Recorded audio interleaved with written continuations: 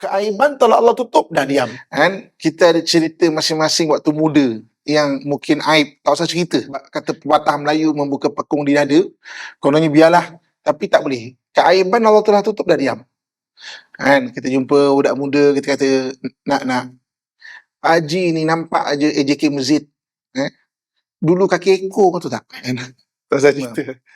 وعن أبي سعيد الخدري رضي الله عنه في الحديث وفد عبد القيس وفيه أن رسول الله صلى الله عليه وسلم قال لأشج عبد القيس إن فيك خصلتين يحبهم الله الحلم والأناه.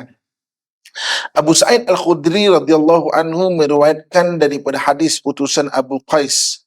Di dalamnya disebutkan bahawa Rasulullah SAW bersabda kepada Asy'aj Abul Qais, sesungguhnya pada mulutmu ada dua sifat yang dicintai Allah, iaitu lembut dan juga sabar. Okey. Jadi dalam hadis ini Nabi SAW memuji satu orang, kan? Maksudnya satu utusan. Dan Nabi SAW mengajarkan, walaupun Nabi SAW memuji, kan? Maksudnya Abul Qais, tapi kita boleh belajar satu benda, iaitu ada dua benda yang dicintai oleh Allah Subhanahu Wa Taala kepada mulut seseorang itu. Yang pertamanya lembut. Lembut di sini maknanya perkataannya itu bagus, kan? Dan juga sabar. Okey. Jadi kita ni dalam satu hadis yang lain ada dua lubang yang banyak menjerumuskan manusia itu ke dalam neraka. Satu lubang mulutnya, yang kedua lubang kemaluannya. Okey, maknanya dua lubang yang banyak menjerumuskan manusia ke dalam neraka. Satu lubang mulutnya, yang kedua lubang kemaluannya. Kan? Lubang kemaluannya kalau dia tidak dapat tahan untuk melakukan benda-benda haram, kan? Perzinaan dan sebagainya. Mulut ni iaitu mengeluarkan perkataan. Mengeluarkan perkataan. So jadi mulut kita ni satu benda yang maknanya melambangkan apa dalam hati kita. Dia ibarat teko. Kalau air dalam teko tu air yang bagus, air yang sedap, air yang segar, fresh orange contohnya, kan, air buah-buahan, maka yang keluar adalah air buah lah. Tapi kalau yang dalam teko itu teh basi, yang keluar juga adalah teh basi. Jadi mulut ni dia lambang kepada apa yang ada dalam hati. Okey. Jadi antara nak memperbaiki mulut ada dua benda. Okay. Yang pertamanya adalah lembut. Lembut ni daripada sudut sama ada intonasi ataupun patah-patah perkataan. So perkataan ni kita kena pilih. Kita kena pilih. Okay, salinkan tambahan kepada ilmu kita ni. Ada 5 benda. Okey, salinkan kita ni disuruh cakap terus terang. Balighu qulil haqqa walau kana murran, bercakaplah benar walaupun pahit. Okey, kecuali dalam 5 perkara. Kecuali dalam 5 perkara. Kan? Maknanya ini kita nak belajar cara bercakap, seni bercakap. Kita disuruh untuk terus terang semua benda, cakap benar walaupun pahit. Ini perkataan yang biasa kita dengar daripada hadis Nabi SAW. Tapi ada 5 benda kita tak boleh nak cakap terus terang. Okey, yang pertamanya iaitu jika berlaku, kalau bercakap tu kemudaratan dia lebih besar. Kan? Kita boleh terus terang, tapi kemudaratan dia besar.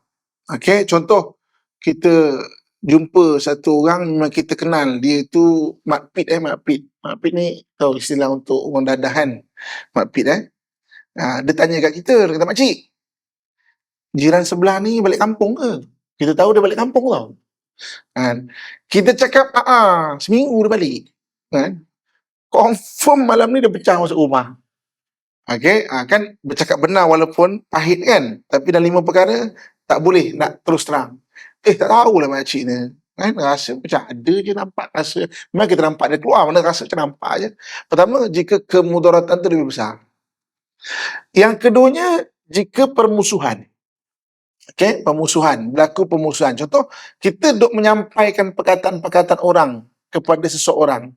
Walaupun perkataan tu benar. Kan? Kita ajah. Ajah sana tu cakap cakap apa nama dekat Ajah ni bagian walaupun perkataan tu benar, tak boleh nak sampaikan kalau dia permusuhan, kan? Yang ketiga apa? Yang ketiga dalam peperangan.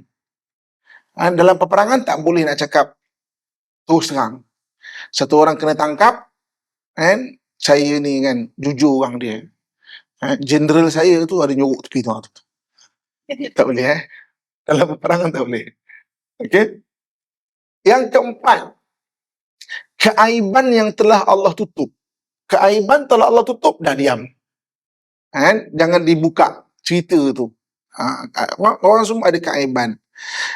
Kita ada cerita masing-masing waktu muda yang mungkin aib, tak usah cerita. Kononnya kita rasa macam maknanya biarlah orang kata kita, jadi kita akan lebih tawaduk. Tak, bukan tu cara dia. Saya pernah jumpa orang dia saja menghina-hina, buka cerita aib dia, kata pepatah Melayu membuka pekung di dada. Kononnya biarlah, tapi tak boleh. Keaiban Allah telah tutup, dah diam. Kita jumpa budak muda, kita kata nak Haji ni nampak aja AJK Masjid. Dulu kaki ekor kau tu tak? Tak saya cerita. Tak ada siapa pun tahu. Keaiban telah tutup. Yang kelima apa? Perkataan-perkataan yang jahat. Perkataan-perkataan yang tidak beradab. Sekalipun betul, tak boleh sebut. Sekalipun betul, kena pilih perkataan yang lain. Perkataan yang negatif. Contoh, kita ikhlas, kita jujur. Kita jumpa satu orang tu, kita kata, minta maaf lah ya. Saya ni memang terang orang dia. Saya minta maaf ya. Muka awak ni macam beruk lah. Tapi saya minta maaf lah. Tapi saya terang je orangnya. Saya ni hati baik tapi saya memang terang je. Tak boleh Tak boleh. Muka awak ni macam monyet lah saya nampak Tak boleh. Saya jujur apa? Bercakap benar walaupun pahit. Tak boleh. Jadi, dalam hadis ini Nabi SAW mengajarkan kepada kita bahawa ada dua benda yang Allah suka pada mulut. Yang pertama, lembut. Lembut perkataan. Maksudnya kita memilih perkataan yang bagus. Dan juga intonasi. Intonasi ni maknanya lengguk suara tu. Lengguk suara ataupun pitching dia kan. Pitching dia. Maknanya dia punya pitching suara. Suara kita ni dia ada level dia tau. Dia ada level dia. Saya dalam bidang maksudnya bicara, kata ni, bercakap ni, dia ada kursus dia. Kan? Ada orang yang macam saya boleh sampai 16 level. Kan? Ada orang yang boleh lebih daripada tu. Ada orang lebih kurang daripada tu. Contoh. Saya mula daripada pitching lebih bawah. Ni nak cerita lembut intonasi. Saya cerita daripada bawah. Kan? Kita sebut nama Allah. Kalau nanti boleh kita boleh test kat kereta kat mana. Daripada bawah. Allah.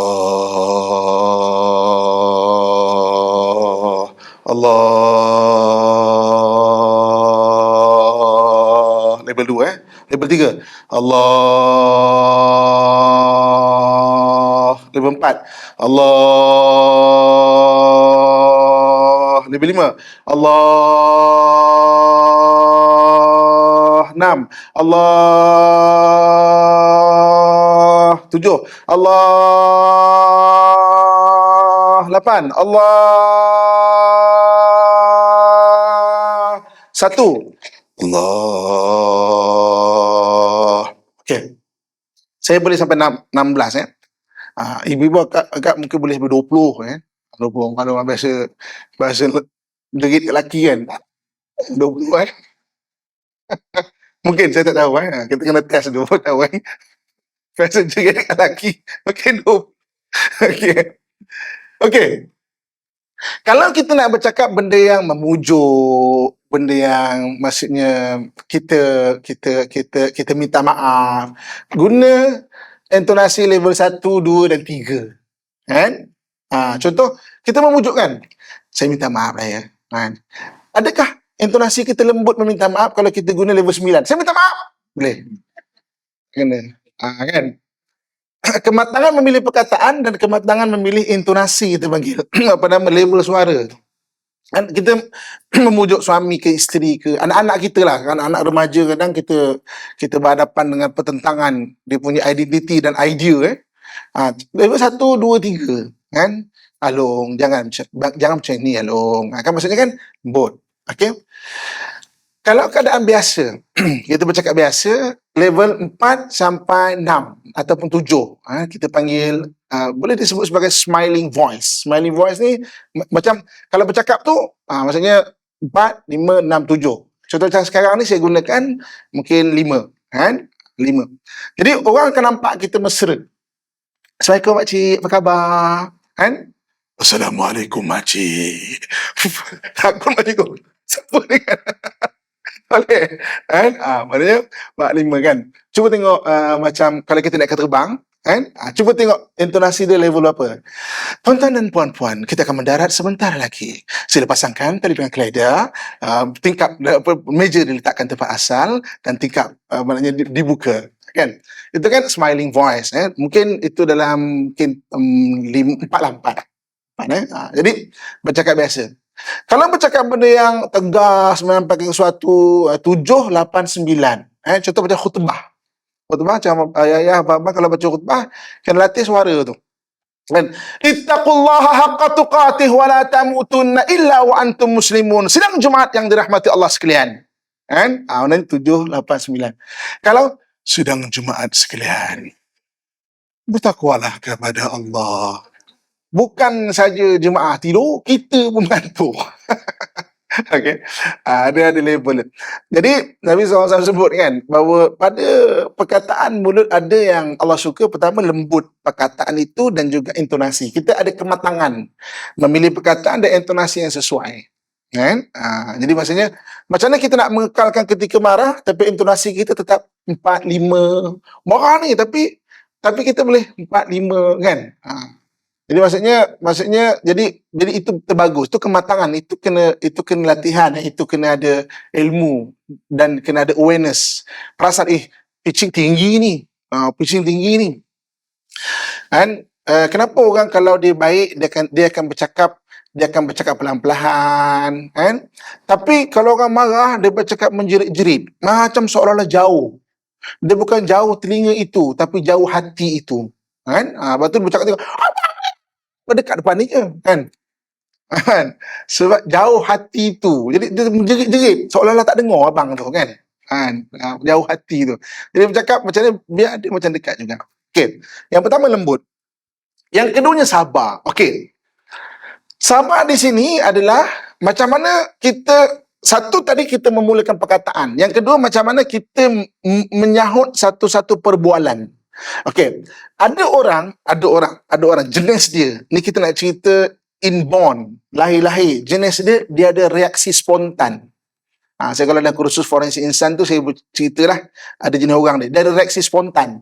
Kalau orang cakap dia kata, awak ni, dia ada reaksi spontan. Peninglah kepala. Susahlah. Dia ada reaksi spontan. Jadi orang-orang yang ada reaksi spontan ni dia kena tahu, dia ni jenis ada reaksi spontan. Kan? Ada orang jenis macam tu. Kan? Dia bercakap dulu, berfikir kadang-kadang. Dia dulu, dia tak boleh dulu. Tak boleh lah, peninglah kepala. Kemudian lepas 3 minit boleh fikir. Bolehlah. Dia ada reaksi spontan. Jadi maknanya ada orang jenis macam tu. So kita kena kenal diri kita. Okay? Ada orang reaksi sinis. Memang inborn dia ada jenis orang yang reaksi dia sinis. Kan? Sinis ni mulut dia sarkastik, mulut dia tajam. Contoh suami cakap kan, sedap awak masak hari ni. Kenapa? Semalam tak sedap ke? Mulut dia sinis. Dia tak spontan tapi dia sini, dia tajam. Memang jenis macam tu. Ada orang tak macam tu. Ada orang jenis macam tu. Ada orang memang lembut perkataan dia kan, sabar. Ada orang memang inborn dia macam tu. Reaksi sinis. Jadi dua reaksi ni itu kita kena perasan diri kita. Ada orang memang tak. Ada orang memang jenis macam tu. So kalau anda kata kita tu jenis macam tu, reaksi spontan ataupun reaksi sinis, so kita kena ada ilmu. Okey, kena ada awareness. Awareness tu kena ada kesedaran. Ni tak kena ni. Kan? Bermula memperbaiki diri itu dengan kesedaran. Kesedaran. Kalau tak ada kesedaran, susah nak memperbaiki diri. Macam kita lah naik kereta, kita kena ada kesedaran tentang apa yang dikatakan kereta kita ni bermula ada masalah. Kalau kita tak ada kesedaran itu, maka kita takkan boleh jaga kereta kita. Temperature dah naik, masih banyak lagi, padahal air dah kering tu. Memang tak ada pengetahuan, tak tahu, tak ada kesedaran benda tu. Kan? Tayarnya dah pancit kecil ni tu, tapi banyak lagi kan, datang lagi kan. Saya tak isi angin pun. Oh, dia punya servis dia dah lebih dah daripada sepatutnya. Oh, jalan je kan. Maknanya ada orang kadang-kadang dia apabila tak ada kesedaran, dia susah nak baiki. Sama juga dengan diri kita. Kalau kita tak ada kesedaran, kita susah nak baiki diri. Dia mana kena ada kesedaran. Oh, tak kena ni kan. Mulut tak kena ni kan. Dia kena ada ilmu lah. So datang kelas macam ni bagus kan. Kita berfikir ada kesedaran kan. Jadi dua benda pada mulut yang Allah SWT suka. Yang pertamanya iaitu dia makna lembut. Lembut ni perkataan ataupun intonasi. Pandai, matang, ada kematangan di situ. Yang keduanya sabar. Sabar tu bagi orang yang ada reaksi spontan ataupun reaksi sinis. Spontan dia kan, ataupun sinis. Okey. Hadis seterusnya, hadis ke-206. Bismillahirrahmanirrahim. Wa an Sufyan bin Abdullah an Al-Thaqafi radhiyallahu anhu qala qultu ya Rasulullah kulli fil Islam qawlan la as'alu anhu ahadan ba'daka qala kul amantu billah fastaqim. Diriwayatkan daripada Sufyan bin Abdullah Al-Thaqafi radhiyallahu anhu, ia berkata, aku bertanya, wahai Rasulullah, ajarkan kepadaku perkataan di dalam Islam yang setelah itu aku tidak bertanya lagi kepada seseorang setelah baginda. Baginda bersabda, katakanlah aku beriman, kemudian istiqamahlah. Jadi Sufyan bin Abdullah Al-Thaqafi satu hari bertemu Nabi SAW. Dia kata, ajarkan aku ajaran Islam yang intipati tu bagus untuk aku. Kan? Maknanya aku takkan tanya siapa-siapa dah. Maknanya cukuplah daripada engkau, aku tak tanya sesiapa dah pasal Islam tu. Maka apa kata Nabi SAW? Kul, katakanlah, mantu, aku beriman kepada Allah, fastaqim, dan istiqamah. Istiqamah ni mana konsisten. Mana konsisten. Okey. Ibu-ibu, kakak, tuan-tuan muslimin dan muslimat rahmatullah sekalian. Dalam Islam, ajaran berbuat baik, dia ada daripada dua dimensi. Dua dimensi. Ajaran berbuat baik datang ataupun difahami daripada dua dimensi. Contoh, saya bagi contoh dah. Saya bagi contoh. Bersedekah. Contoh kan. Dia ada dua dimensi. Okey. Dimensi pertama, salinkan biar kita faham. Dimensi pertama, kita yang baru nak membina. Mana dimensi membentuk ataupun membina amalan tu. Contoh kita belajar pasal bersedekah. Hadis-hadis mengenai bersedekah. Okey, kita pun nak bentuk nak bersedekah lah.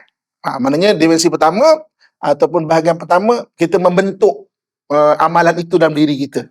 Bentuk amalan itu dalam diri kita. Okey.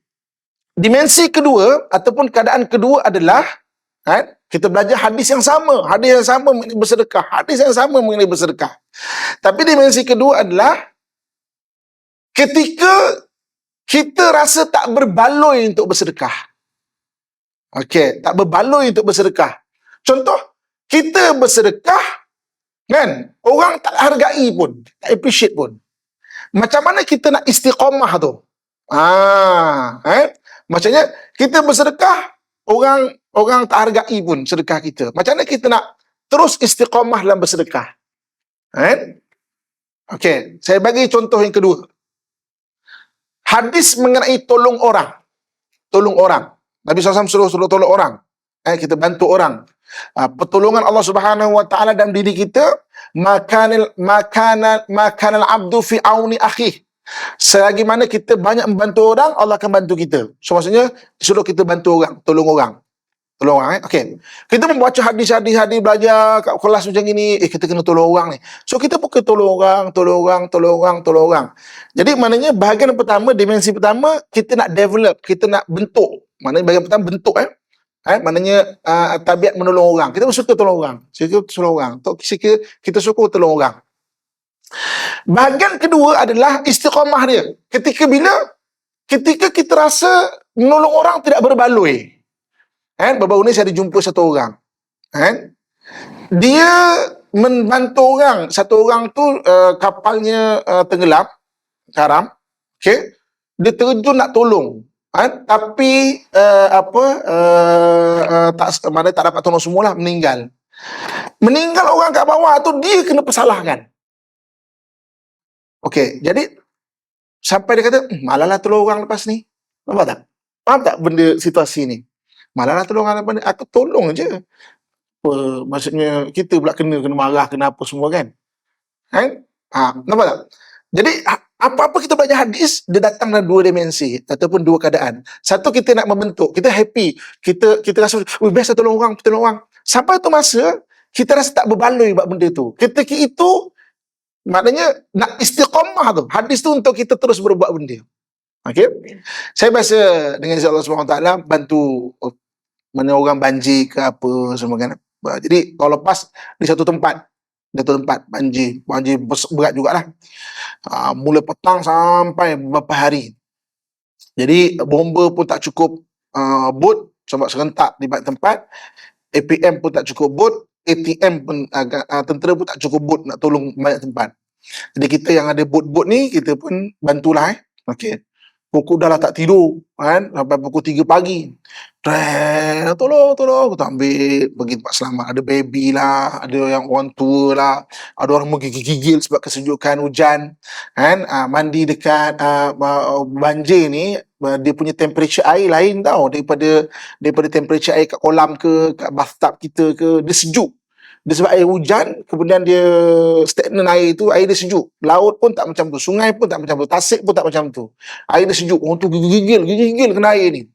Ada yang stroke, dia kita tolong. Ada yang saya datang rumah tu kan. Saya pakai topi lah, orang tak kenal ustaz kan. Maknanya datang kan. Dia kata, saya tahu, belakang tu terus jalan besar. Kan? Kenapa tak naik depan belakang tu je? Tak adalah, nak rasa naik boat lah. Bak kata orang muda sekarang, kau rasa? Macam tu kan. Okey. Ada yang kita datang, kita ni suka relawan je, tak ada kena-mengena, bukan tugas kita pun. Kita suka tengok, kita tolong orang tua, baby lah, apa semua datang. Apa ni? Kita tunggu dah berapa jam dah ni, 10 jam dah ni. Lambat betul lah. Asal nak patah balik je pun. Oh, ya ke? Lambat Okey. Hadis menolong orang. Nampak tak dua dimensi tu? Pertama sekali adalah kita baru nak bentuk dan kita excited. Bestnya buat baik, Sebab kita punya expectation, kita buat baik, orang akan buat baik kat kita. Itu expectation kita selaku manusia. Dan benda tu tak salah pun selaku manusia. Dan benda ni ada cerita dalam Al-Quran tau. Ada cerita dalam Al-Quran. Bagaimana kisah Nabi Musa ketika mencari Nabi Khidir. Dan Nabi Musa mencari Nabi Khidir. Dia kan bersama dengan satu orang, namanya dalam Quran Allah sebut Fata Musa. Fata Musa ni anak buah Nabi Musa. Dalam Quran Allah sebut Fata Musa ataupun budak kepada Nabi Musa. Kalau dalam kitab tafsir, orang ni adalah Nabi Yusha' bin Nun. Yang sama-sama cari Nabi Khidir, kan berdua kan cari Nabi Khidir. Dalam surah Kahfi kita baca. Jadi apa dalam Quran kita baca? Jadi bila sampai satu hari Nabi Musa sampai dapat jumpa Nabi Khidir kan. Nabi Khidir kata, okey, boleh. Maknanya kau ni tak akan mampu nak belajar dengan aku. Innaka lan tastati'a ma'iya sabra. Kau takkan boleh sabar ni. Sebab Nabi Musa ni dia kalau nak senang bahasa faham, bukan macam tu bahasa faham, dia ada reaksi spontan. Macam tadilah macam nak senang faham lah. Kalau kita baca sejarah Nabi Musa, maknanya nak senang faham bahasa macam tu. Mungkin tak macam tu, tapi nak senang faham lah. Jadi apa-apa dia terus konfront Nabi Musa ni. Jadi satu hari dia datang ke satu tempat, lapar, penat, minta makan kat satu orang. Baik-baik cakap je, tuan ada makanan tak? Kita lapar, penat sangat. Kena halau. Expectation dia, orang tetamu kan. Maksudnya kena hormat lah. Expectation. Kena halau. Sakit hati. Macam nak salah faham sakit hati lah. Tak macam tu, tapi sakit hati. Lepas tu Nabi dia berkata, tak apalah, kita nak penat. Ada pondok lah. Musa, tolong aku bangunkan pondok. Dan Musa kata apa? Dia tak tolong kita. Takkan kita nak tolong dia? Nak senang faham bahasa dia. Kan? Tak. Kan? Tak nak tolong. Kan? Kenapa ni? Kan Nabi Khidir kata, kan aku dah cakap, kau jangan tanya, kau kena sabar. Innaka lan tastati'a ma'iya sabra. 3 kali. Nabi Khidir kata, kau tak boleh sabar lah, tak apalah, jangan ikut akulah. Macam tu lah, jangan ikut. Baru Nabi Khidir terangkan sebab apa? Rupanya bangunkan pondok tu, bawah pondok tu dia ada harta. Harta ni untuk anak yatim. Kan? Pondok tu dah roboh. Takut orang nampak harta tu, orang ambil harta tu. Kan? Jadi kita tolong orang, dia ada expectation. Expectation kita selaku manusia dan tak salah. Kita buat baik kat orang, orang akan buat baik kat kita. Tiba-tiba expectation kita tu, jangkaan kita tak sampai. Ini cabaran dia, istiqomah tu. Macam mana kita nak berterusan untuk buat baik. Dan bila kita baca hadis apa-apa, dia dua benda. Satu, ketika kita bentuk. Satu lagi ketika macam mana nak terus konsisten dalam keadaan kita rasa tak berbaloi buat benda baik. Tak boleh buat benda baik. Kita nak terus konsisten. Jadi Nabi SAW ajarkan ketika, wahai Rasulullah, ajarkan kepada aku satu perkataan yang aku tak payah tanya sesiapa dah. Cukup untuk aku dah, untuk aku amalkan Islam ni. Nabi kata apa? Amantu billah, kau beriman kepada Allah. Maknanya belief system kau kena kuat. Memang buat kerana Allah Subhanahu Wa Taala. Sebab buat kerana Allah lah yang akan buat kita konsisten buat tu benda tu. Yang kedua, istiqomah lah buat benda tu. Dalam keadaan kita rasa tak berbaloi, maka istiqomah lah, teruslah buat baik. Saya yakin ibu-ibu, kakak, ayah merasai benda itu. Kita buat baik pada seseorang, tiba-tiba orang tu nak pergi-pergi je tanpa mengucapkan terima kasih. Kita kata, apa benda lah, malas aku tolong orang dah. Kita tolong orang, kita tolong orang volunteer. Jadi macam kewajipan pula. Tak tolong tu jadi macam jahat, jadi jahat pula kita. Malasan kali tak tolong orang. Kita tolong masjid kan. Kita tolong basuh. Pinggan ada 100, kita dah basuh 30. Penat lah. Kena marah pula. Siapa nak habiskan ni? Kita volunteer je. Tak berbaloi, malas kali aku nak datang. Nampak tak? Macam mana buat tu kerana Allah menjadikan kita tu rasa berbaloi. Okey, dan istiqomah satu benda tu. Jadi maknanya amantu billah. Buat satu benda tu, belief system kita kena betul. Memang buat kerana Allah Subhanahu Wa Taala. Dan kena istiqomah. Istiqomah ni konsisten buat tu benda tu. Sebab istiqomah ni walaupun dia amalan tu kecil, tapi kalau kita konsisten buat benda, dia banyak kebaikan amalan tu untuk kita tu. Okey, hadis ke-207.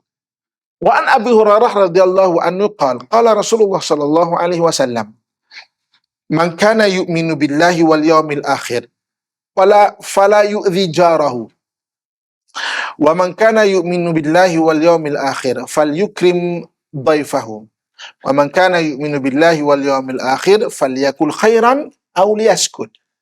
Abu Hurairah radhiyallahu anhu berkata, Rasulullah sallallahu alaihi wasallam bersabda, barang siapa beriman kepada Allah dan hari akhirat, maka janganlah menyakiti tetangganya. Barang siapa beriman kepada Allah dan hari akhirat, hendaklah dia memuliakan tetamunya. Barang siapa beriman kepada Allah dan hari akhirat, hendaklah berkata baik ataupun diam.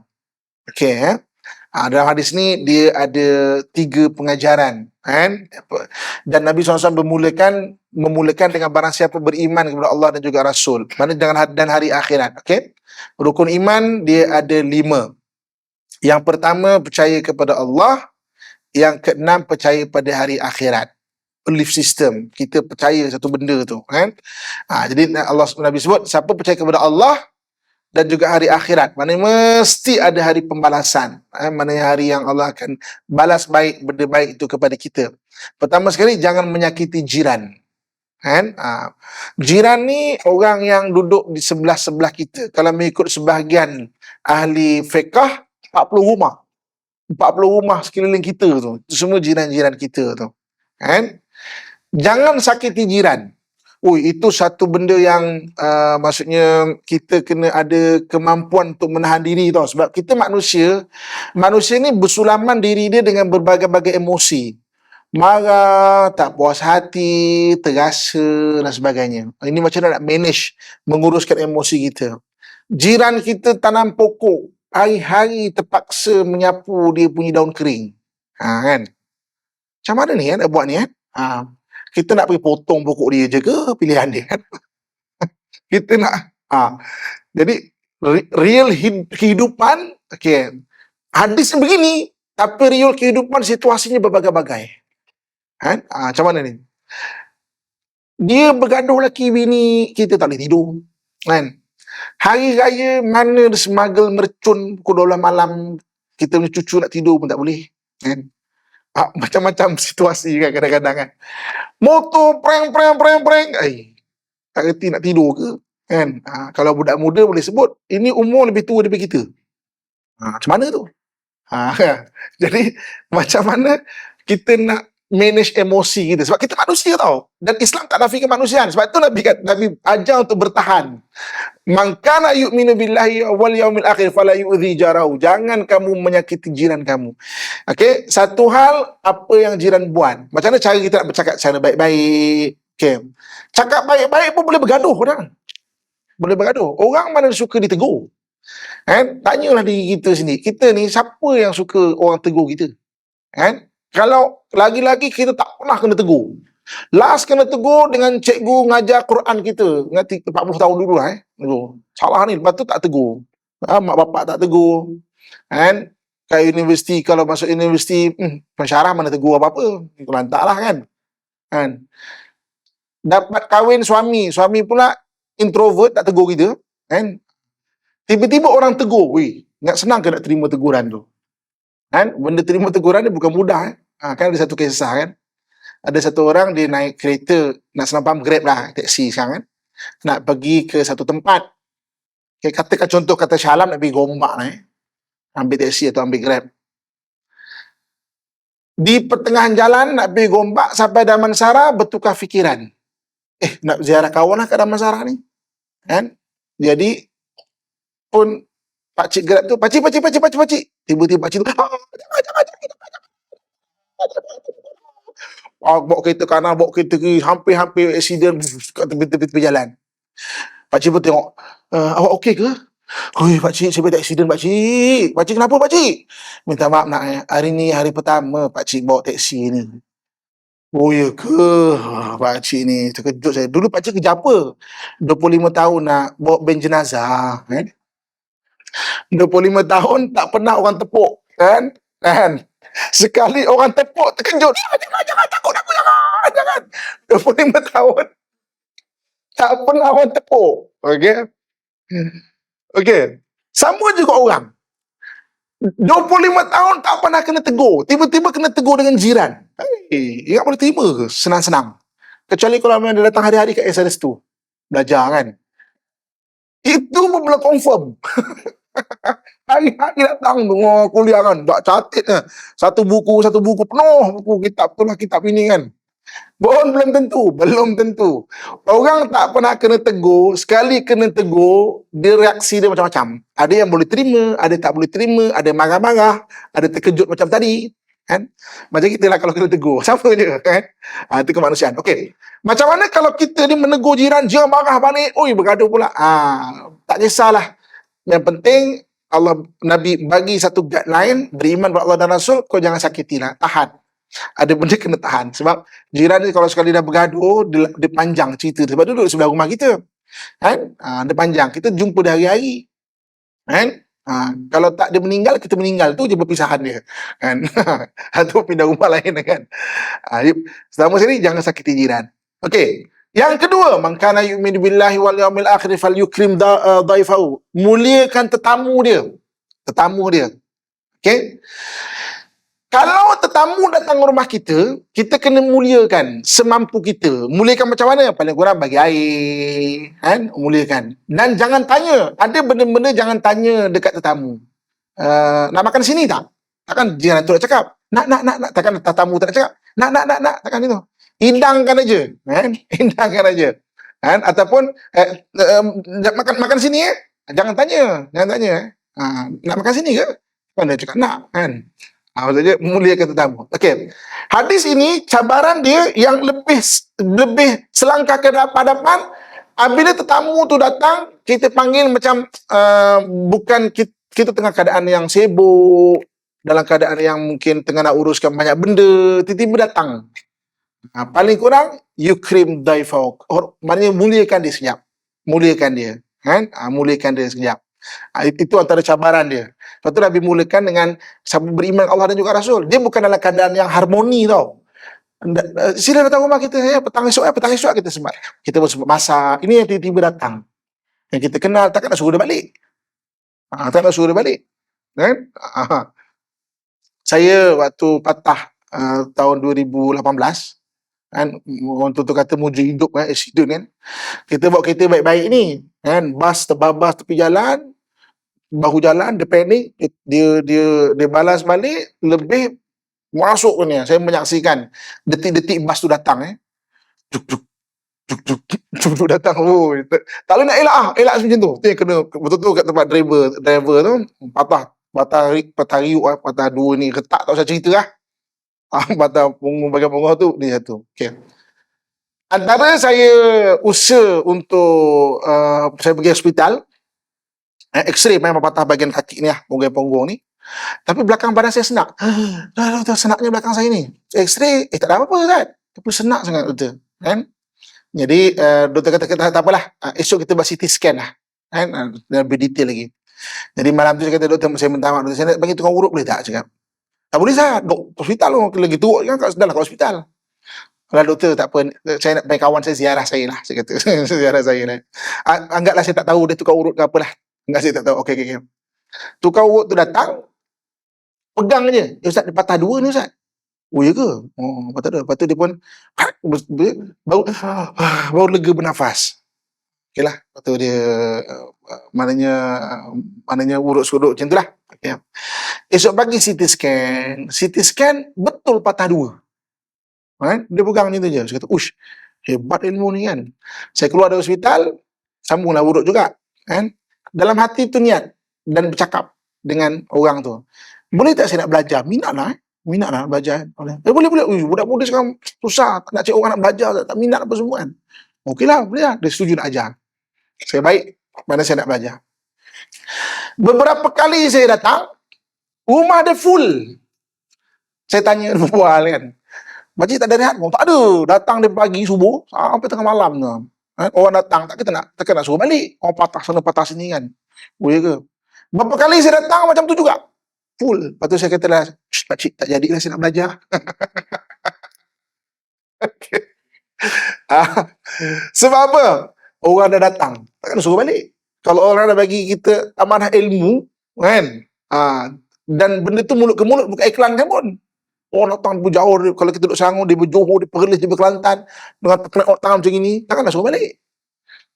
Kan? Jadi, itu yang lebih besar lah. Ni kalau kita cerita yang kita sibuk ni, ada tetamu datang. Yukrim daifahu. Kita muliakan kita ni tamu dengan sekadar kita mampu. Okay?